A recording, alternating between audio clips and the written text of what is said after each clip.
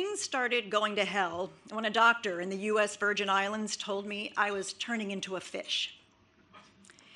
Technically, he said something like, that lump in your neck might be a branchial cleft cyst, which is essentially residual gill-like tissue left over from the embryonic days before your lungs were fully formed. But I stopped listening after gill. 3 years after trading in my real job in Philadelphia for a sailing adventure in the Caribbean, was my body finally morphing into something saltwater-based, like a mermaid? What a great ending for my book. Alas, the doctor was wrong. Turns out it was just cancer. Not the kind that kills you, at least not 70 to 95% of the time, just the kind that makes you sick for a while and landlocks you, ruining your plans to work on a yacht and travel to exotic locales. This, by the way, is how you find out. The chairman of the ENT department at a prestigious East Coast teaching hospital looks at your neck for 90 seconds. A couple of residents stick your lump with a whole bunch of needles.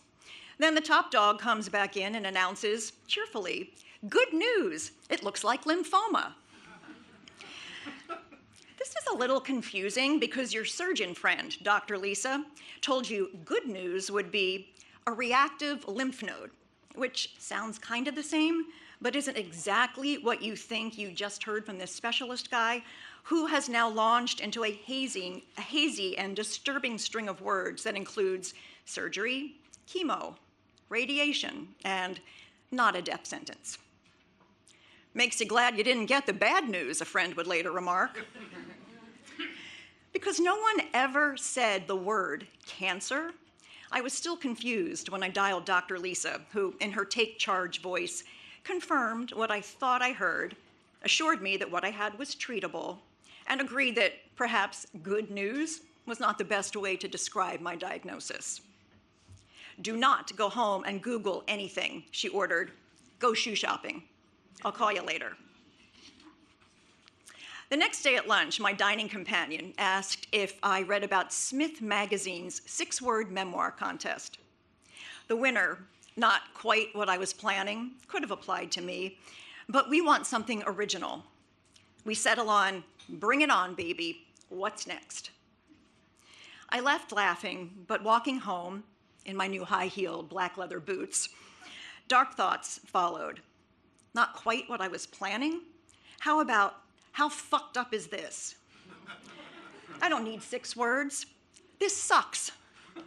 2 words suffice. Not fair.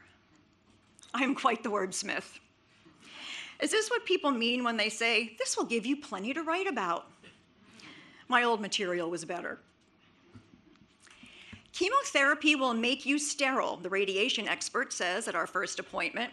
Do you want information on egg harvesting? I had been joking that I needed to find a boyfriend before my hair fell out. Now, apparently, I had a week to secure a sperm donor. I was 42 years old. My emergency contact was my mom. And now I had to revisit the baby thing. Did anybody believe this was a good time to undergo the hormone therapy needed to boost egg production? The first meltdown was thorough. "Pour a glass of wine," my island friend Celia demanded, her voice crackling over the phone 1,500 miles away. "All I have is a bottle of Patron I bought for my friend's tequila party tonight," I cried. "Open it." I broke the green seal, uncorked the bottle, and filled a shot glass to the brim. We toasted. I'd rather be patronal than hormonal. 6 words. It seemed responsible, keeping up my tolerance while on land. The oncologist had been impressed when I told him I could hold my lunch in 20-foot seas. He said if I could get drunk without puking, I probably wouldn't get sick from chemo. Finally, some actual good news. If only he could explain why, on so-called solid ground, I felt like I was sinking.